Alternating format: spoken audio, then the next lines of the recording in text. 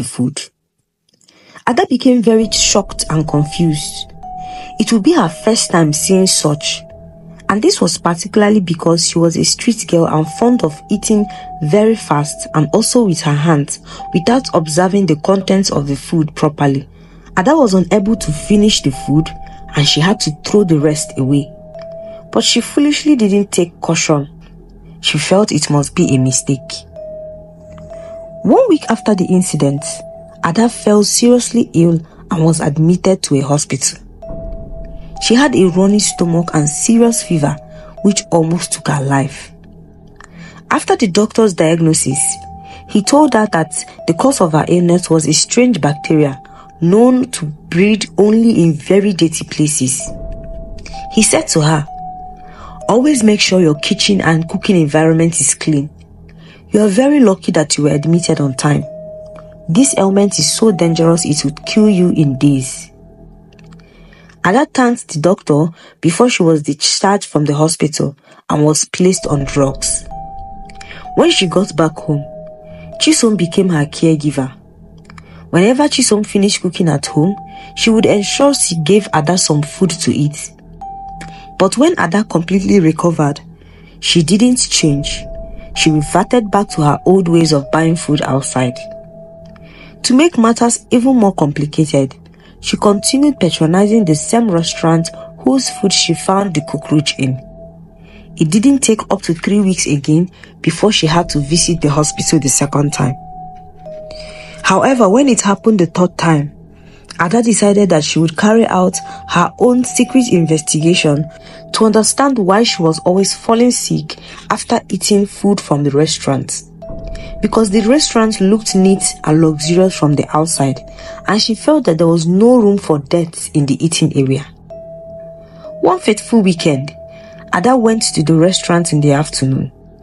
She ordered her usual food, but this time she didn't rush the food like she used to. She took her time to observe each portion of rice she scooped to be sure it wasn't contaminated. When she was done eating, she pretended to be pressed and asked the waiter to point her in the direction of the restroom. When she got there, the restroom was already occupied, so she decided to use the opportunity and look around the restaurant. As she ventured down the hall, she saw a swinging door which led to the kitchen. As she peeped through the swinging door, she was shocked by what she saw. There were a lot of dirty dishes piled up beside the cooking area. Raw meat was left out in the open, with dozens of flies perching on it. The women who were cooking the food had dirty hair and their white aprons were stained with all sorts of things. It looked as if it hadn't been washed for many months. The whole floor was filthy and dirty, and there were rats roaming freely all around. Then Ada saw the chief cook, a very fat dark woman wearing a sleeveless gown. Her teeth were brown and the hair on her armpits were bushy and disgusting. Ada felt like throwing up. She ran back to the restaurant and sat on her chair, pretending like nothing had happened. Her stomach churned as she realized that many other restaurants may be the same way, even the ones she considered very clean and trustworthy. She thought about the different restaurants she had visited and the countless meals she had eaten and wondered if they were all the same. When Ada got back home, she was very ashamed of herself and wished she had listened to Chisom in the past. That day, she made a decision she would start making her own meals. She cleaned out her own kitchen space and went to the internet to learn how to cook. She went to the market to get some cooking utensils and ingredients. When Chisom returned that evening, she was shocked to see Ada in the kitchen. She changed into her house clothes and joined Ada in the kitchen. Together, they finished preparing the meal.